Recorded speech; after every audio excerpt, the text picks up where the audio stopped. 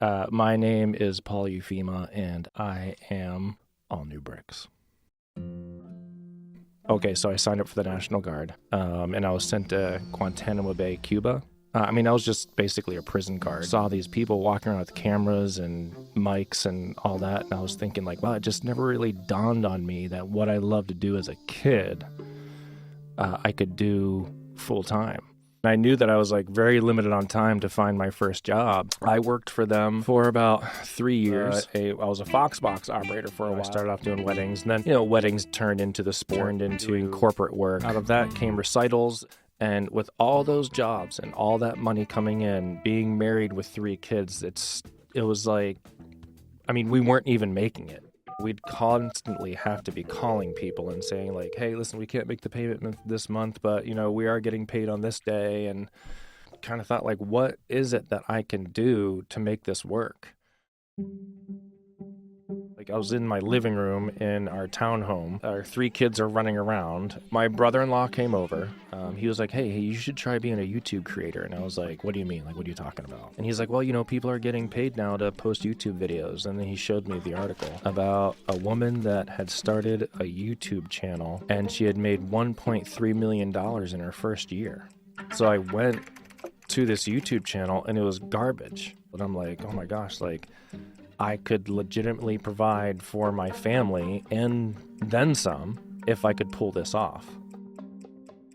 There was a lot of time spent before I actually shot this video on figuring out what do I think people wanted to see. I noticed that there's 3 types of YouTube creators that were doing well, that their main focus was Lego. There was people that just showed what the set did, people that did speed builds, and then there was people that were doing minifigure animations. So I was like, how can I take all 3 of these ideas and put them into one video? Heike, my wife, she left on a missions trip, but she needed me to be with our 3 kids for like 9 days straight. So what I did is I went out and I bought the Lego Movie video game, and they played video games all day for like a week straight, while in the background I'm sitting there working on this Lego train set. Heike doesn't even know that I had shot this thing. And then all of a sudden we get a check in the mail for $350-something from Google. Heike's like, why did we get this check? And I was like, by the way, I started a Lego YouTube channel, and I told her I think it's going to snowball from here. This could be it.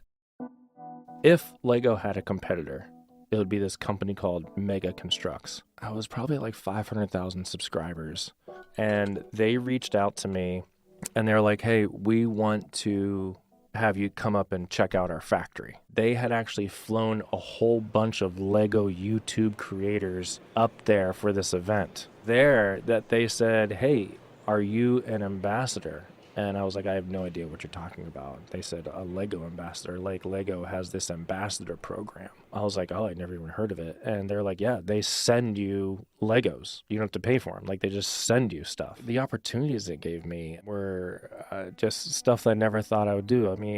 I have 2 Guinness World Records. I was able to go on that trip to Canada. Just the relationships that I've built,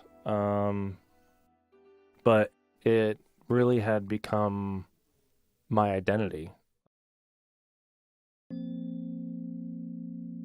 I would go to family functions and friends would be there, and they would be like, hey, AllNewBricks. They wouldn't even say, hey, Paul. I was working out of my basement. I wasn't really interacting with people very often. And it was like that for 10 years. And it was just time for something else. I didn't choose the person that took over AllNewBricks. They reached out to me and they were like, hey, I want to take over this channel. And I was like, well, I'm ready to be done with it. It was actually everything I could really possibly wanted. The person that took it over is a person that wanted to, not only did they have, a huge heart for Lego, but they also wanted to be a project to do with his kids. When Lego would send me Lego sets, what they don't allow is they don't allow you to resell it. And so I would save up all the sets throughout the year, and then my best friend and I, we would drive to St. Jude Hospital, and we would just host this huge Lego event for all the kids, and that was amazing. You can be one of those people that you hoard your money, and it's like, why? Like, for what? why not just do kind things for people and then ask nothing in return? I mean, life would be kind of miserable if you didn't. This is a Levels Up Academy piece by Sophia Feliciano. Thank you for listening.